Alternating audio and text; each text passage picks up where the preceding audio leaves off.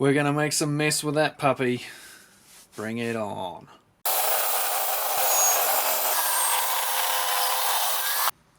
I need to do some serious routing, so it was time to get myself a serious router. Let's have a look what's in the box. If at any point during this video you want to find out more information about this Triton router, take a look down in the description. You will find places to buy it in the UK, the US, Australia, New Zealand. Check it out. Let's get on with it. So you get quite a bit of kit with this beast. Obviously you get the main unit. You get two collets. Depending on what part of the world you're in, you'll get different ones. Down here in New Zealand and Australia you will get a 1/2 inch and a 1/4 inch. They have a captive nut on them, it's quite handy. In the UK you will get a 12mm and a 1/2 inch, seems a little odd, and you'll also get that in Japan, I do believe. In America you will get the same as down under, you'll get the 1/2 and the 1/4. As well as that you'll get this base plate which fits with this fence, and that way you can, run along the straight edge of something.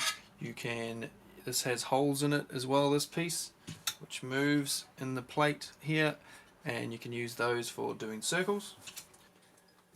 Wrench, obviously, it's got a good system for putting the bits on. I'll show you that shortly. And this is one of the main reasons I purchased this particular router. Talk about that later too. And some extra screws, which I'm guessing is to put it on a plate when you put it in a table. And instructions. As a size comparison, it's big, but it's not hugely big. I've seen bigger. The one on the right there is sort of the smallest plunge router you could get, just a 1/4 inch battery Makita. And yeah, it's a lot bigger than that, but not as big as it could have been. So that's good. I didn't want one too large. This will mostly live under a table, however. It is old school. Look at this. Brushes.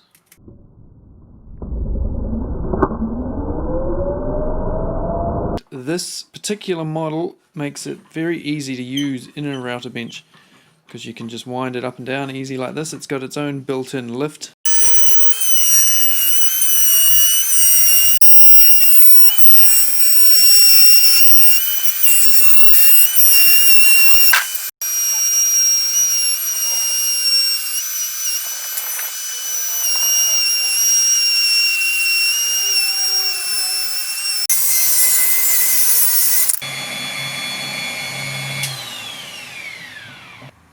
Center hole. I need a 50mm hole in that puppy.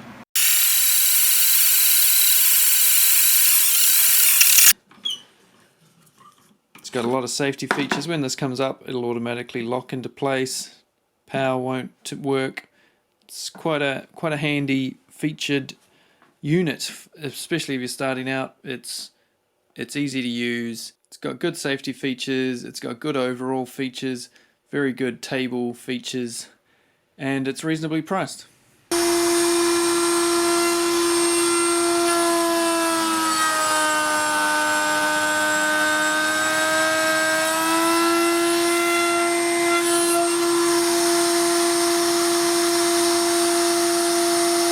The table fence here has seen many additions and changes, and I just modify it depending on whatever the job may be and whatever the cutter head is. It just drops in there and I can just pop it out, and I'll do that now and show you how it works.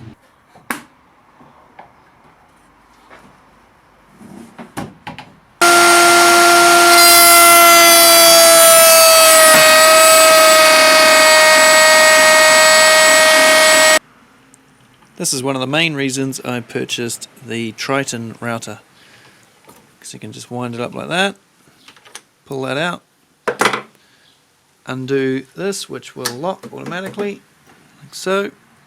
Makes life very easy.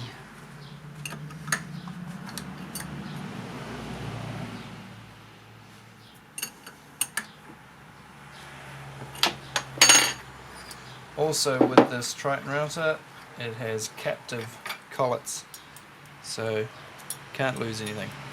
Very good, very handy. Right, let's have a look at some of the features and specs of this thing. It is 3 1/4 horses running around really fast. It is variable speed from 8,000 up to 21,000 RPM. It has a soft start. It plunges up to 68 millimeters. It has a cover over the switch here which stops you from accidentally bumping it on, and when it is on, it locks that cover in place. The switch has a good dust cover over it. It's brushed. It has a quick release button for moving the tool up nice and quickly. I haven't got the spring in it at the moment, so it won't work all that well, but if you lock that in, you can just slide it up and down. When you want to dial it up slowly, you pull this orange ring in here and turn it. And you have a rack and pinion style system here for raising the tool up and down. While you're using the tool, you can just do it one-handed, like so. It's quite cool. Let go and it locks in place. It has a fine adjustment here, which is basically the same as the adjustment for this. That slides into the bottom of that and turns it from the top or turns it from the bottom. Locking handle. It's got a port here for dust extraction. I have it hooked up to my dust extractor when I'm using it, and it catches, well, it's a router. A lot of it comes out the top, of course, but it seems to work very effectively. It appears to be missing the knob that locks the depth guide in place. That needs to be locked up when you got it on the table so you can move it up and down easily. I was wondering why it was getting a bit stiff. Must have vibrated loose and dropped inside the table somewhere. I'll have to go look for that. When it's in the table and you have the spring removed, removing the spring's fun. Woohoo! Boy, does that have some bloody oomph to it. Yeah, just don't stick your eyeball over that. Take your head off. You can buy plates that will fit this router, have the hole already in place, I do believe, but I made my own. And you just slide it through when it's in the table, and then you can just wind your bit up. Now as it gets closer to being out, in this point here, a pin will come across. I found a knob in amongst all the sawdust in the bottom, and it amazingly still has a spring on it that presumably is there to stop it from vibrating out. There does appear to be another bit missing that goes deeper inside the hole that pushes against this rod, so I'm going to have to go and try and find that. Damn it.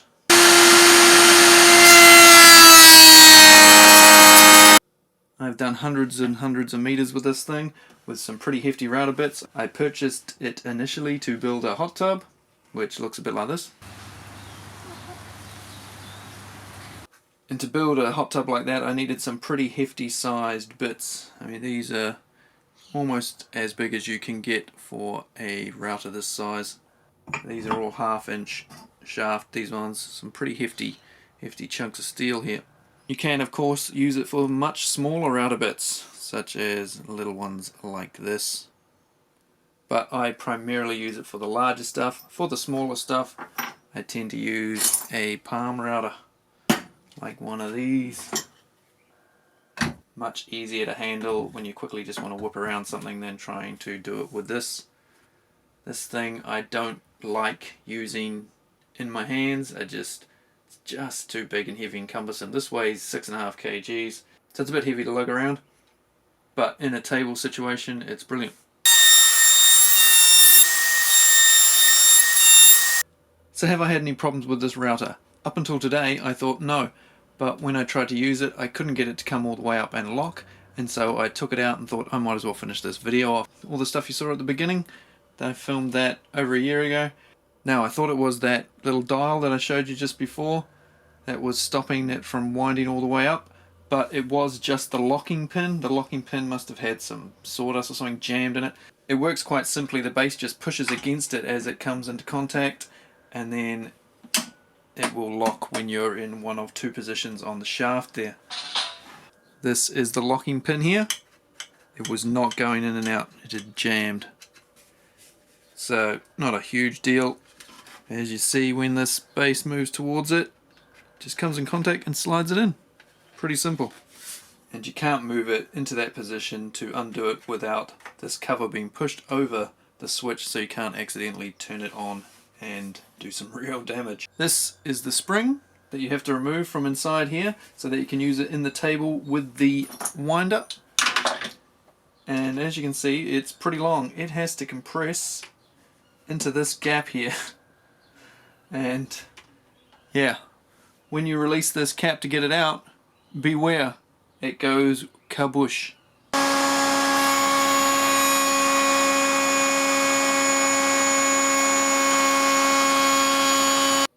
So after using it for a year, I am happy with this tool. As I say, it's always in the router table, I always use it in there, and it's always had enough power to power through the things I need it to do.